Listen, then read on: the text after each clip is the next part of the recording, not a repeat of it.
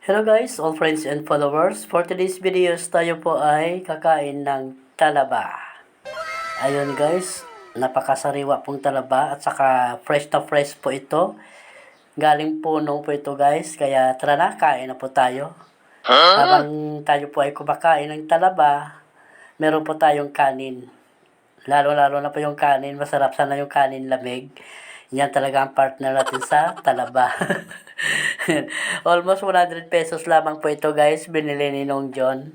Ayan, kaya shoutout dyan sa Barangay Palaka, happy fiesta po. Sayang hindi ako naka-video ng kanilang paraw regata. Siyempre nahibang tayo kumain ng talaba. So yun guys, tingnan mo guys, so ang dami. 100 pesos lamang po ito guys, pinili namin. Ayan, kaya, uy, tatawa ko ngayon dito abang ano siya ng talaba, yung kamay niya baka masugatan.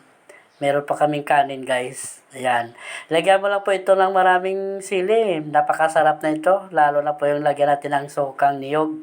Diba guys? Masarap kasi yung sukang niyog. Niyog yan guys kasi kuwan talaga po siya, puro po talaga yan. Organic po talaga yung sukang niyog.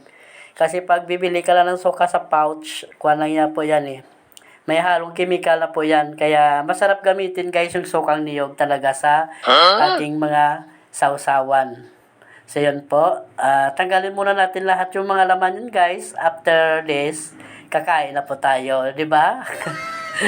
Kaya maraming salamat po sa aking all present followers. Hanggang dito lamang po aking munting video. Magandang umaga again.